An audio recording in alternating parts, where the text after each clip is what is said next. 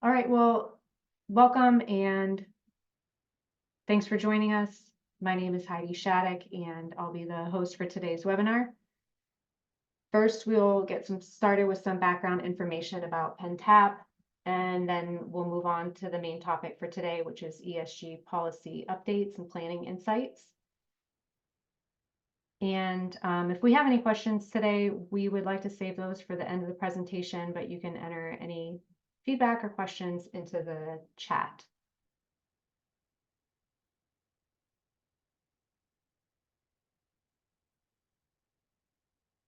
It's not advancing.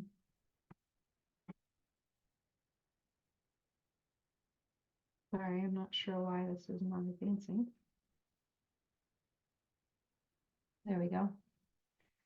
Okay, so first, a little bit about PennTAP. As a land-grant university, Penn State's mission is to provide citizens of the Commonwealth with access to teaching, research, and service.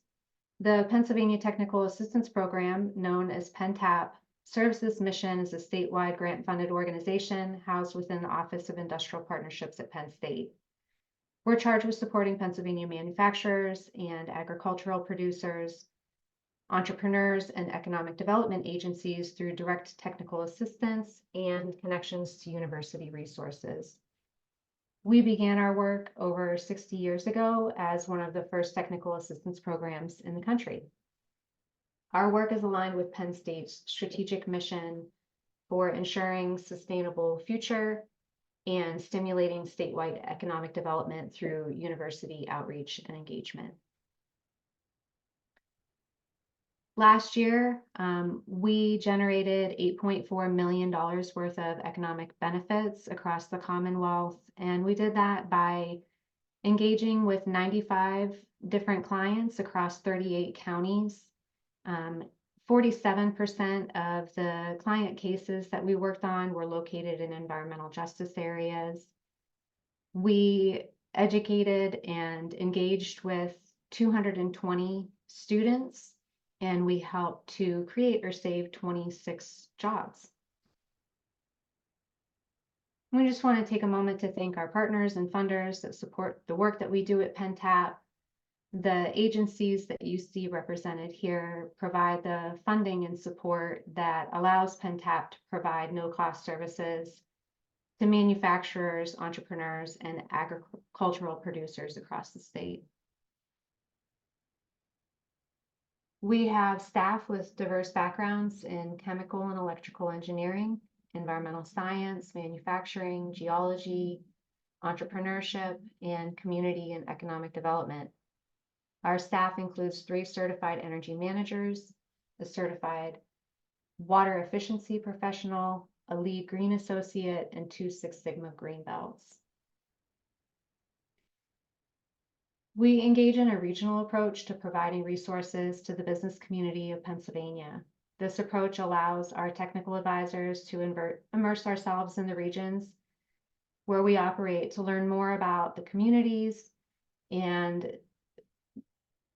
work with our goal of developing strong relationships with economic development partners, communities, and local industry. The work we do at PennTAP aligns with 9 of the 17 United Nations Sustainable Development Goals. We do this by educating PA businesses and Penn State students on energy efficiency and pollution prevention measures, which lead to clean water and help to keep energy affordable. We promote responsible consumption and production at the facilities that we visit, which reduces their carbon footprint.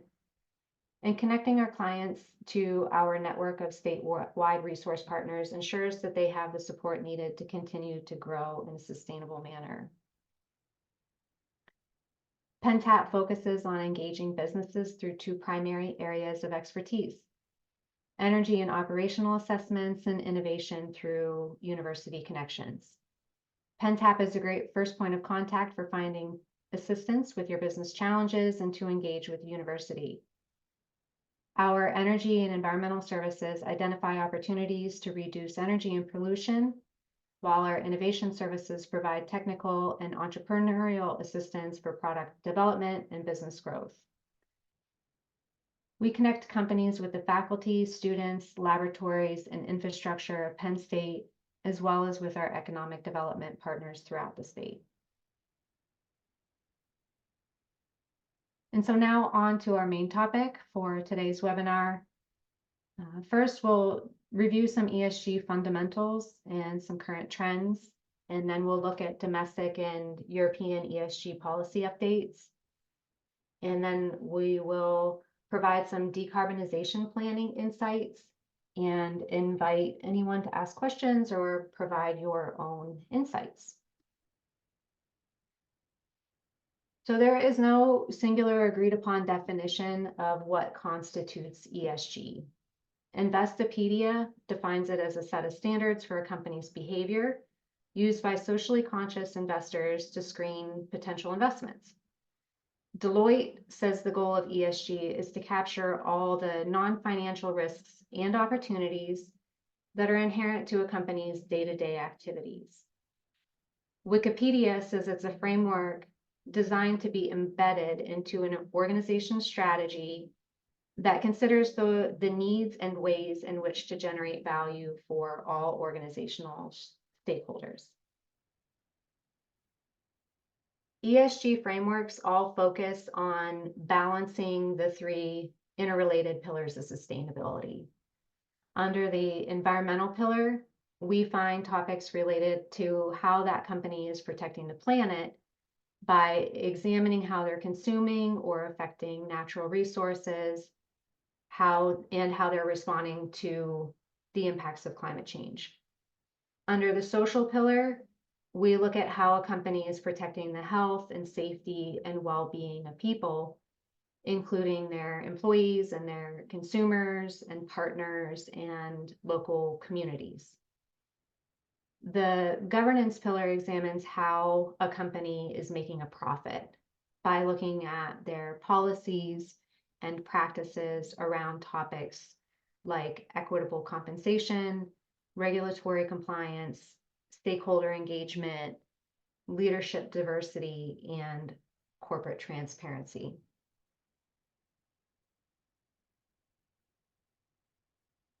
So lots of large companies have been voluntarily tracking and reporting their ESG data for years, but there's been an exponential growth in ESG reporting and a steady transition from voluntary to mandatory ESG reporting regimes worldwide over the past decade. According to a report by the Harvard Law School Forum on Corporate Governance, ESG reporting has grown as much as tenfold in the last 10 years. And by the end of 2023, more than 90% of Fortune 500 companies have set carbon emissions targets versus only 30% of those Fortune 500 companies in 2009. So there are lots of factors that are driving ESG investing. Research has proven over time that sustainable products and sustainable business models are just more profitable.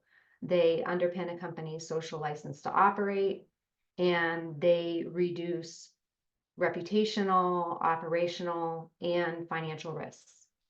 But the primary driver has always been stakeholder demand. There's been a major demographic shift driving this change. Today's consumers and employees and investors are younger and they're more diverse, and they're insisting on greater transparency and accountability concerning how the companies that they're purchasing their goods from, or they're working for, or they're investing in are reducing harm and creating benefits to society and to the environment. The global ESG landscape is evolving really rapidly. There's an alphabet soup of acronyms here that represent like the three different aspects of the ESG landscape. Reporting standards are detailed requirements of what needs to be reported, and these can apply at the state, national, multinational, or global scale. Standards are usually developed in tandem with and in support of ESG laws or frameworks. An ESG framework is a set of principles or guidance for how the information is to be structured. Some of the most popular and widely used frameworks include the UN Sustainable Development Goals and the Task Force on Climate-Related Financial Disclosures. And then we have the ESG rankers and raters. These are the organizations that review and assess and translate businesses' ESG data into outward-facing ranking systems that are used by consumers and investors to make decisions. Today, when most of the ESG reporting is still done voluntarily, or in the case where a mandatory reporting regime doesn't prescribe the standard or the framework, it's common for a company's ESG reporting to incorporate aspects of multiple standards and frameworks. This causes a lot of confusion. It puts a significant burden on the ESG reporter, and it makes it very difficult to compare sustainability performance between companies. So there's a growing need to establish and adopt a set of consolidated global standards. Reporting greenhouse gas emissions is a common element of all ESG reporting, regardless of the standard or the framework. So I think it's important to just pause for a moment and review the different categories of greenhouse gas emissions. Scope 1 covers the emissions that a company makes directly from their operations. This would include fuels that are combusted on site and fuels that are used in company-owned vehicles. Scope 2 covers indirect emissions from energy purchased on the company's behalf. So this would include electricity, heat, and steam that are produced off-site but consumed on-site. Scope 3 emissions are associated with activities both upstream and downstream in a company's value chain, and include things like energy consumed for the processing, transportation, and end use of the company's product, as well as emissions from all of the company's suppliers. Scope 3 emissions usually represent the greatest proportion of a company's carbon footprint by far, often more than 70%. So Scope 1 and 2 emissions are easier for companies to measure and track and reduce because the company owns the assets and they have control of the source data. But companies don't usually own or control their Scope 3 emissions data. So they need to acquire and collate that data from all of their value chain partners. And for a company to reduce their Scope 3 emissions, they'll need to collaborate on solutions with their suppliers. They'll probably need to make changes to their value chain, and they'll probably need to alter their product and their processes. So the ESG space is still mostly unregulated, but there's a rapidly growing list of legal requirements all around the globe. The European Union is leading the charge with ESG policy implementation. So they seem to be setting the pace and kind of setting the standard for other jurisdictions, including the United States. We won't have time today to delve into all of the regulations. Some of them are highlighted on this slide. So we'll just spend our time today looking at pertinent domestic and European Union policy developments. So starting at the federal level in the US, in March 2022, the United States Securities and Exchange Commission proposed rule changes that would require large publicly traded companies to include climate-related disclosures in their registration statements and their periodic reports. These disclosures would include an accounting of the company's Scope 1, 2, and 3 greenhouse gas emissions, information about climate-related risks that have a high likelihood of impacting the company's operations or financial conditions, and impacts of climate-related events. The SEC's proposed disclosure format draws from broadly used frameworks like the Task Force on Climate-Related Financial Disclosures and the Greenhouse Gas Protocol. The adoption of this rule has been delayed a few times. The rule is quite controversial, and the SEC has received over 16,000 comment letters to the proposed rule, but it's currently anticipated that this rule will be finalized and adopted in April of 2024. So I'd like to share a short video from SEC Chairman Gary Gensler explaining in his own words why he feels this rule change is necessary.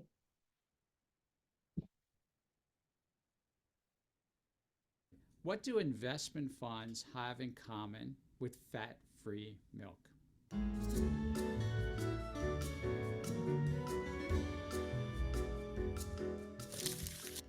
These days, we've seen a growing number of funds market themselves as green, sustainable, low carbon, and so on.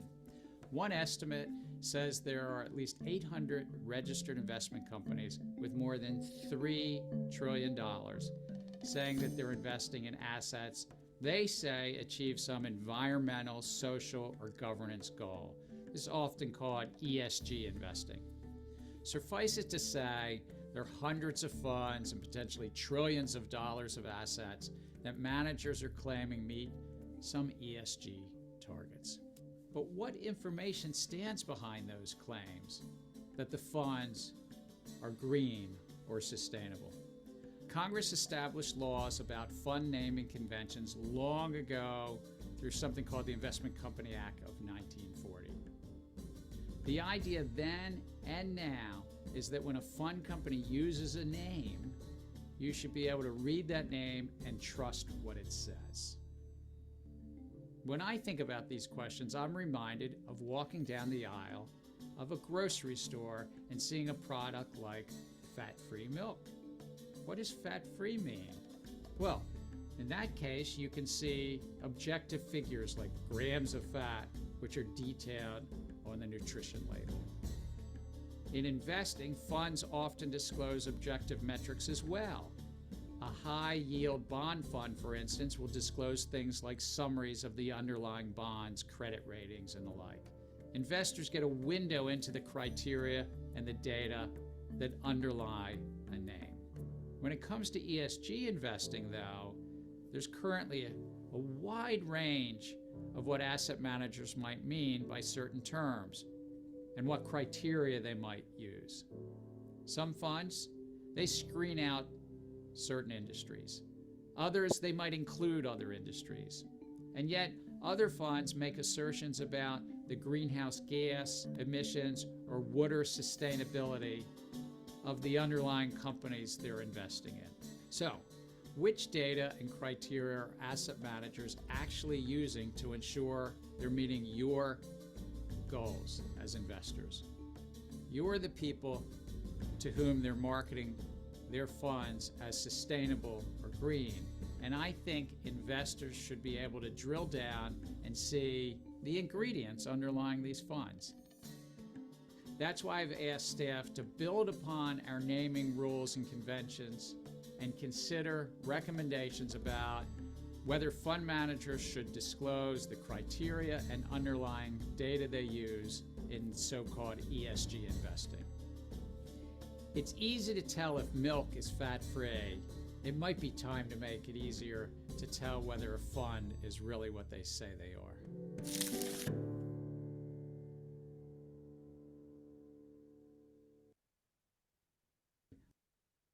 What do So, and then as we turn our attention to state law in the United States in late 2023, 2 new climate bills were signed into law in California. These bills are the first of their kind in the states, and their significance and reach shouldn't be underestimated because California represents the world's 5th largest economy. Senate Bill 253 the Climate Corporate Data Accountability Act requires all public and private companies with over $1 billion in global revenue doing business in California to disclose scope 1, 2, and 3 emissions. It's estimated that about 5,000 companies doing business in California will be subject to the provisions of this law. But because scope 3 emissions, again, encompass all indirect upstream and downstream emissions, this information will need to be collected from the regulated companies' value chain partners, even if those partners are not subject to the law themselves. Senate Bill 261, the Climate-Related Financial Risk Act, directs all public and private companies with over $500 million in global revenue doing business in California to disclose climate-related risks and the actions they're taking to reduce or to adapt to them. Companies will need to assess how climate-related events like severe weather, wildfires, and other natural conditions like droughts will affect their provision of goods and services, their supply chains, employee health and safety, capital and financial investments, shareholder value, and consumer demand. About 10,000 companies doing business in California will be subject to the provisions of this law. The California Air Resources Board has been directed by the governor to develop and adopt regulations by January 1st of 2025, detailing the form and format for these climate disclosures.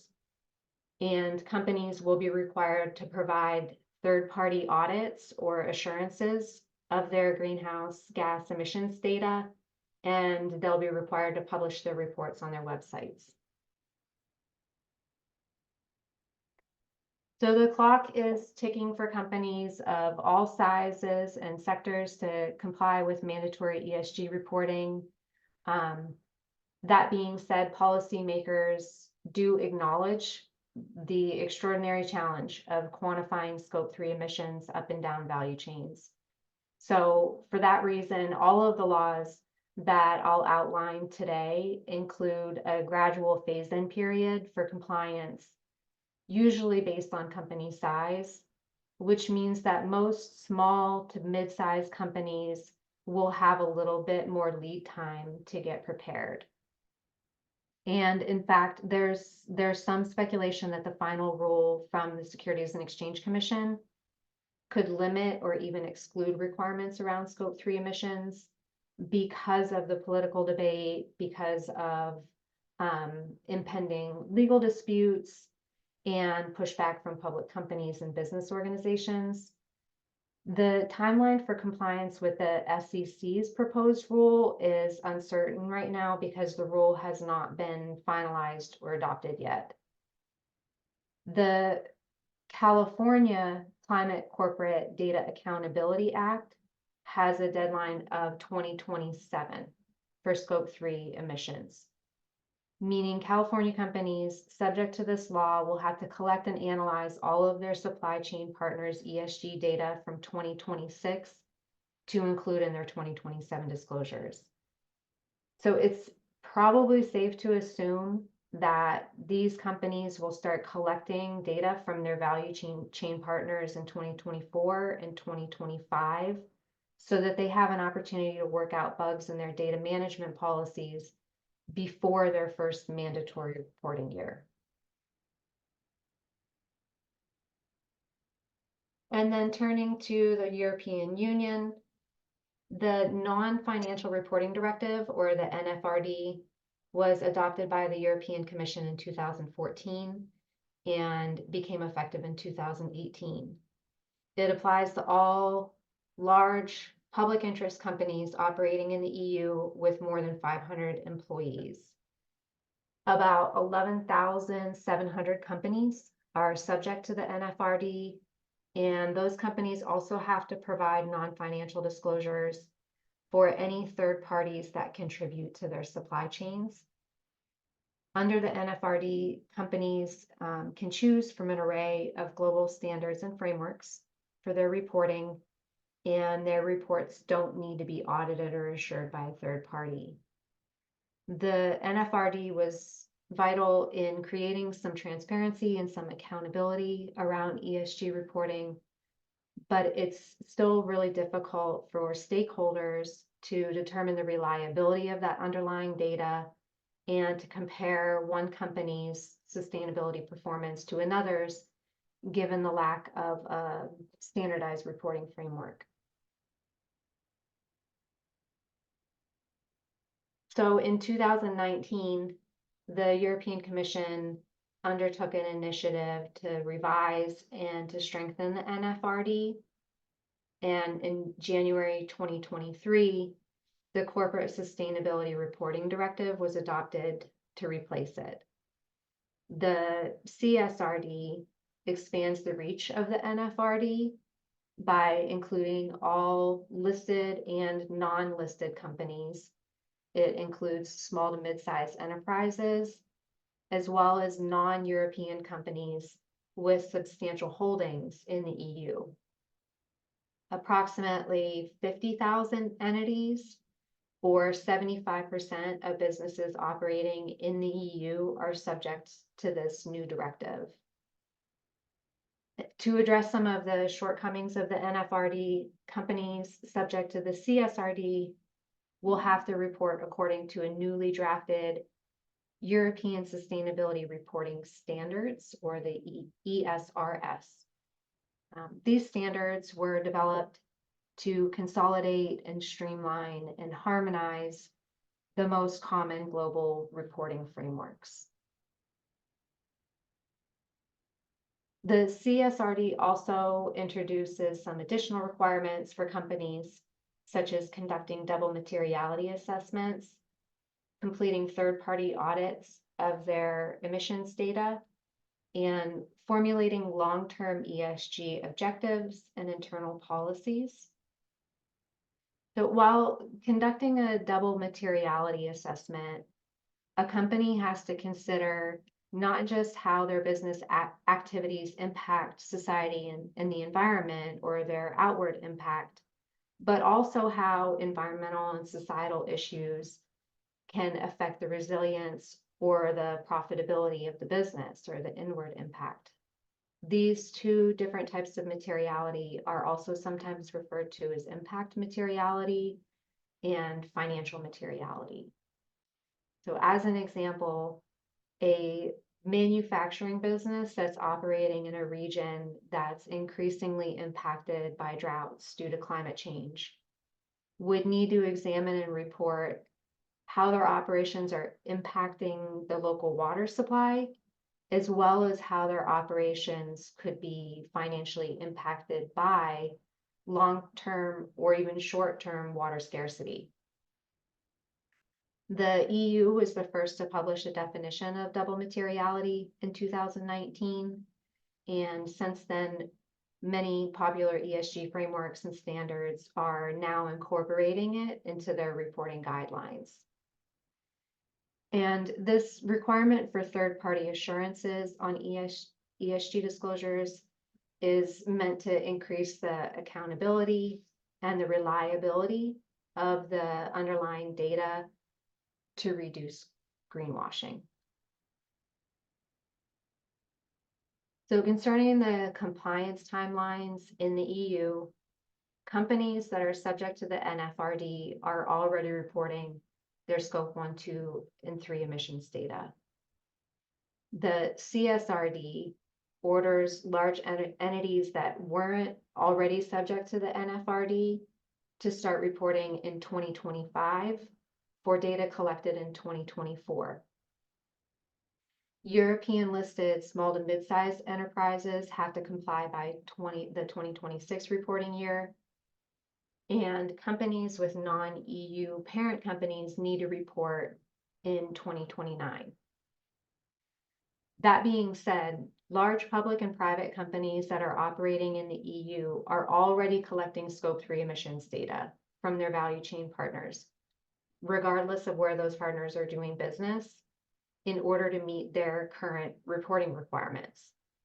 So this means that American suppliers to large European companies should be prepared to start submitting disclosures this year.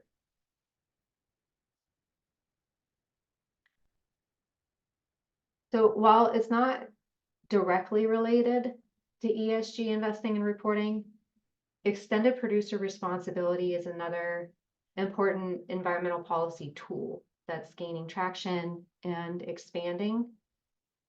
Extended producer responsibility, or EPR laws, assign producers the responsibility for end-of-life management of their products.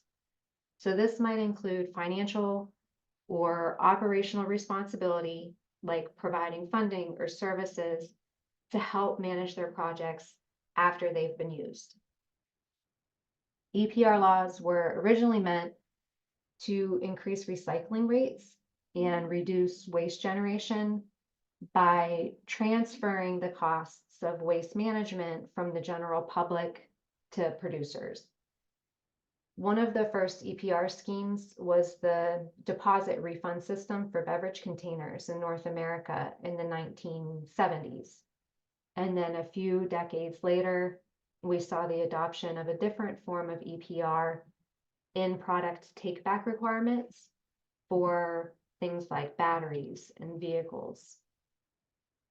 Recently, there's been a growing call for expanded EPR laws to combat particularly problematic waste streams like single-use plastics, textiles, packaging, food waste, microplastics, and electronics. In the US, 4 states have already passed EPR bills, and 6 other states have introduced EPR legislation in 2024. So ideally, EPR laws contribute to a circular economy, they improve municipal waste management programs, and they foster innovation in product design and engineering to reduce waste. So that's been a lot of talk about policy and about regulatory compliance. So I thought it would be useful and important to just step back and remind ourselves of some of the other compelling business cases for sustainability. This graphic is derived from a Harvard business professor, Andrew Winston, who explained that social and environmental sustainability initiatives tend to increase benefits for companies at the same time as they decrease disadvantages. These results can be tangible and measurable using traditional methods like return on investment, or they might be intangible, but still kind of undeniably valuable. In the category of tangible impacts, companies that make sustainability a priority often report revenue increases from product innovations and tapping into new markets, for example. They also lower their operational costs by increasing efficiency and decreasing energy consumption and optimizing operations. Regarding the intangible impacts, sustainable organizations usually increase their long-term value proposition by attracting and retaining exceptional talent and by earning customer and brand loyalty.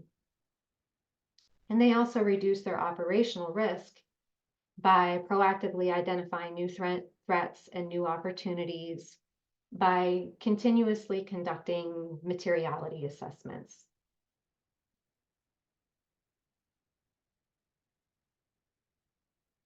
So maybe after reviewing the regulatory landscape and fully embracing the business case for sustainability, your company is ready to start on its own ESG journey. If so, the next few slides will provide a broad overview of how to get started, with a particular emphasis on creating and implementing a decarbonization plan, which is so fundamental to all ESG planning. So over the next few slides, we will break down how to build your team, how to understand your audience, start measuring and setting targets, implement your strategy, develop a communication plan, and ultimately strive toward continuous improvement.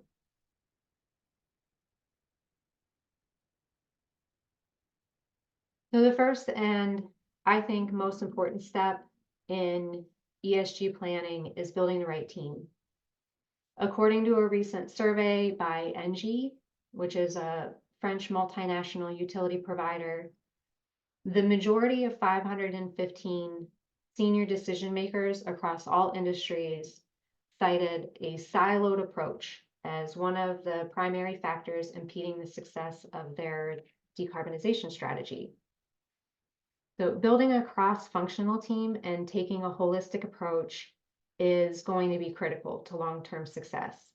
This work cannot be effectively done by a single person or a department, and every business unit will play a role in the planning and implementation of an ESG strategy. Even if your organization doesn't have all of the dedicated roles shown on this slide, I wanted to just review a few examples of how some of these roles might contribute to your ESG strategy. Environmental health and safety teams usually work closely with facilities and operations departments. So they have this unique vantage point to identify risks and opportunities across all aspects of the business operation. And they also usually already have tools for data acquisition and tracking protocols that can be extended or expanded to include new data sets related to decarbonization. Human resources might need to update job profiles, employee training documents, or performance management processes to align with your new corporate goals.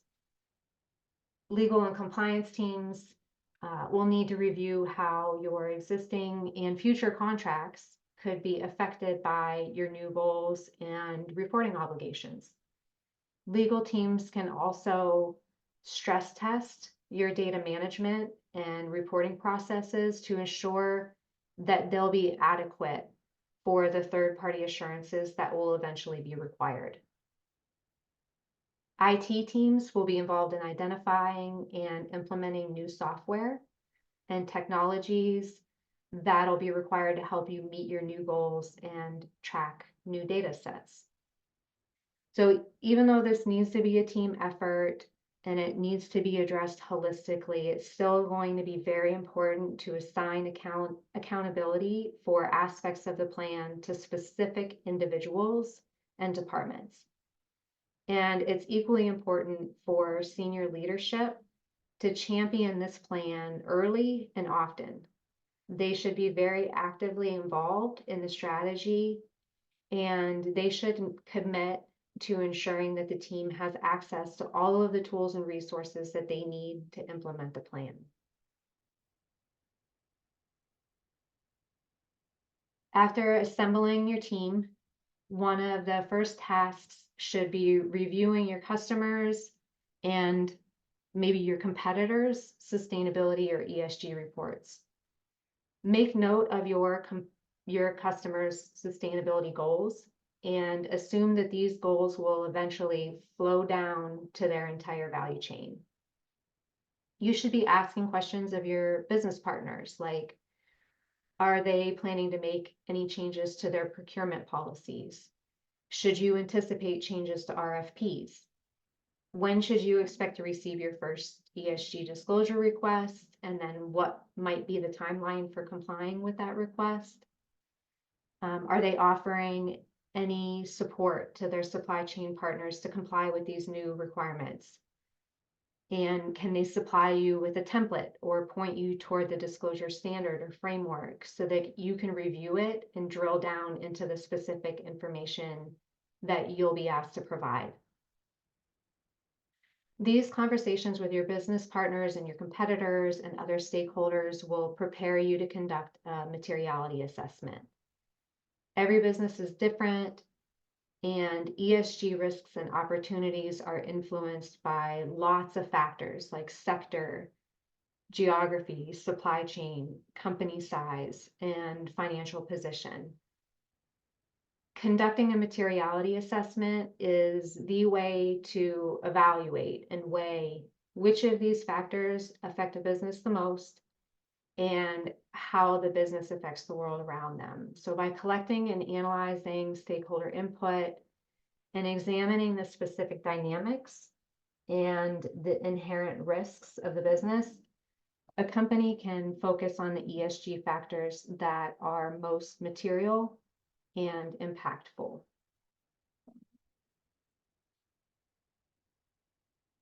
And then it's time to start collecting some data. You'll need to evaluate your current and historical energy consumption patterns. The best place to start with this is with utility data, and then conduct a gap analysis. So take stock. What data do you already have access to, and what other data might you need to start collecting to better understand your energy consumption patterns and trends in order to identify opportunities for improvement? So do you need to see sub-metering data for your facility? Do you need to see energy data from specific processes or equipment? Once you've identified those gaps, you ought to prioritize them and then establish a plan to acquire the additional data. But remember to only measure what matters most at first. More data is not always better data. It might be advisable to start small with the intention of growing the scope and the scale and the level of detail that you're analyzing over time. This will be a process of continuous improvement. Then you'll need to set a baseline year. This is the year from which you'll measure progress going forward to whatever you decide is your target year. It's also common to set at least one interim target. So, for example, many large companies have committed to net zero carbon emissions by 2050, with an interim goal of 45% reduction by 2030 from a baseline year of 2010. If possible, try to align your targets with your customers' targets. Again, assuming that they will eventually expect their value chain partners to adopt those same targets. After you've established your baseline and your overarching targets, you can start to break things down into smaller goals and objectives to meet those targets. Focus first on low-hanging fruit opportunities like improving energy efficiency and optimizing processes. Address all of these opportunities in the near term, but try not to lose sight of longer-term goals like fuel switching and installing renewable energy, because these projects will be required to ultimately get you to net zero. And they often involve really long lead times and require sustained efforts and collaboration. You'll also need to establish internal policies and protocols for how your data will be collected and analyzed, and what methods you'll use to weigh and identify and prioritize your decarbonization projects going forward.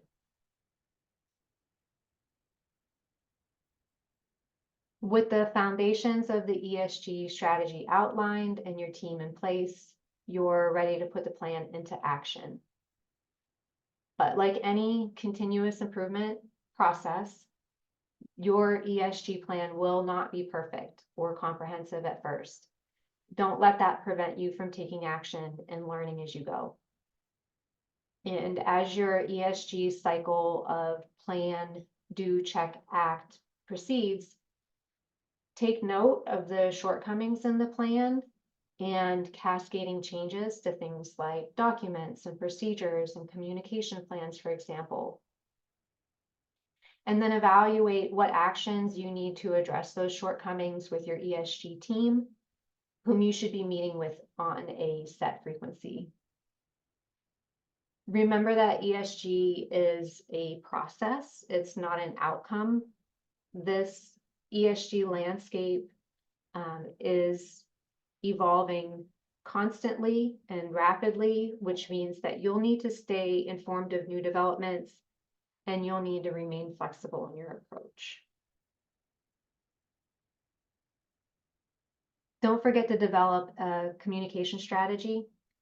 You'll need to outline policies for internal and external communications.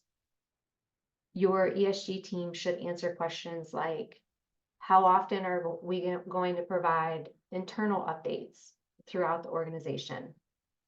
Are we going to post the ESG plan and progress reports on the company website?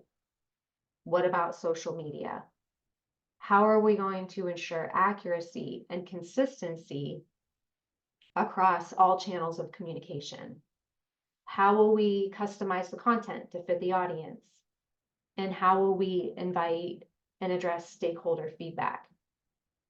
Having clear answers to these questions and a prescribed plan for communication will be crucial to maintaining the buy-in and the trust and the confidence of your stakeholders.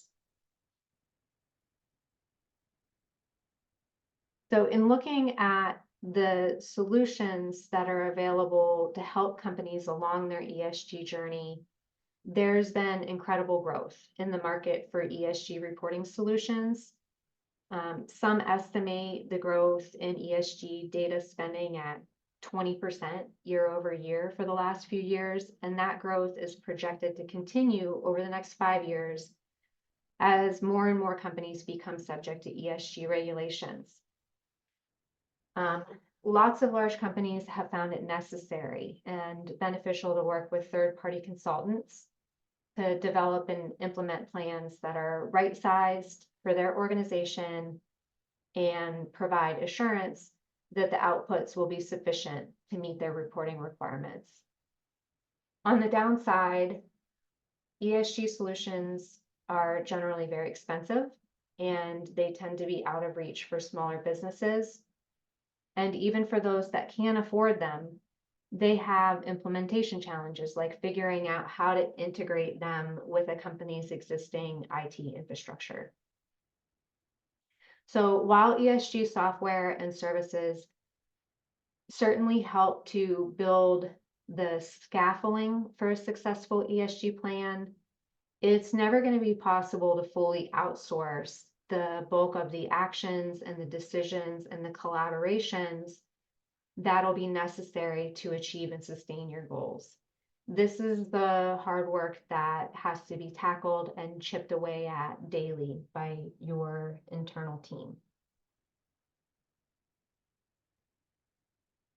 Creating an ESG program is tough for any company, but there are some particular challenges for small to mid-sized companies. Large organizations usually have dedicated staff that are charged with leading the company's sustainability efforts. These professionals have specialized education and training. They have the bandwidth and budget and organizational support to focus their efforts on this role. Most small businesses do not have these dedicated roles within the organization, and so they may need to add staff or divert funds or reassign personnel from other areas of the business to fulfill this role. Large companies can generally create a single ESG program. They can set an internal cadence for data gathering, analysis, and reporting. Small to mid-sized businesses are going to be required to follow their customers' ESG disclosure formats and timelines and frameworks, meaning that small businesses with multiple customers may need to respond to multiple non-standardized disclosure requests on asynchronous timelines. Also, most small to mid-sized businesses are already operating on lean budgets, which creates barriers to accessing the resources they'll need to implement their plan.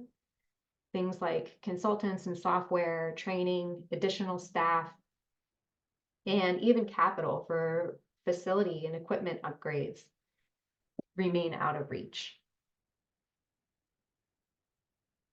So these challenges, alongside lots of other competing and pressing issues like workforce shortages, supply chain disruptions, regulatory uncertainty, and volatile energy markets are leaving a lot of small business owners wondering how they can make ESG a priority.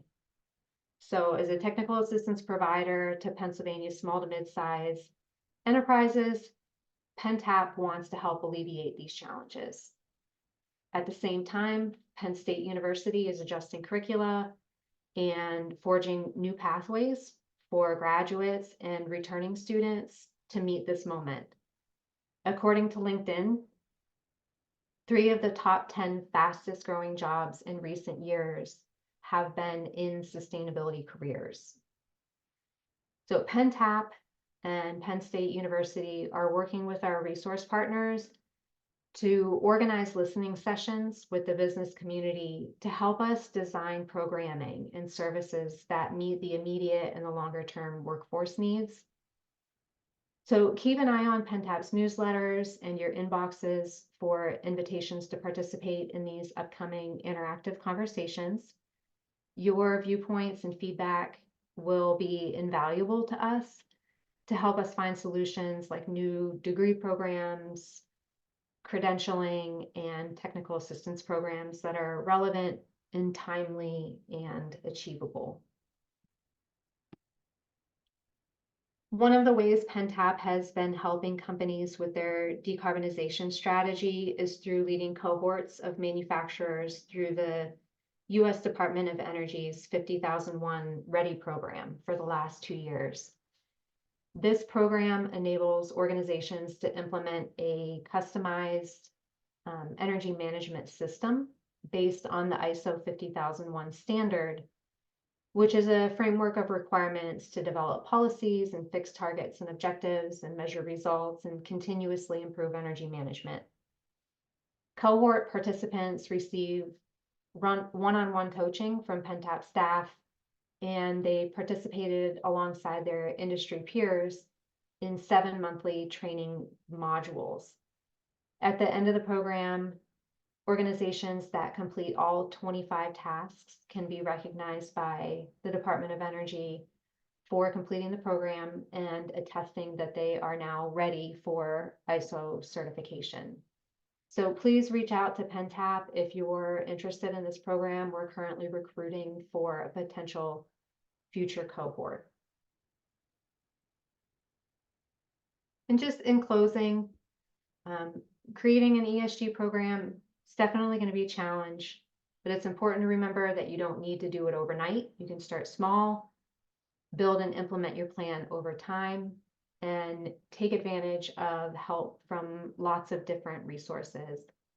PennTAP does have an ESG page on our website with links to publications and resources about legislation and reporting frameworks, greenhouse gas emissions tracking, and funding resources for ESG initiatives.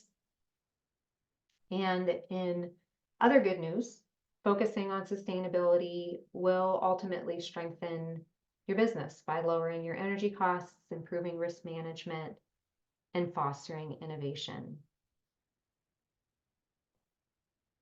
So with that, I'd like to thank everyone for attending today. I don't see any questions or comments in the chat at the moment, but I absolutely welcome you to reach out to me at any time. My contact information is here. And again, I thank you very much for your attendance and participation today, and I hope you have a great day.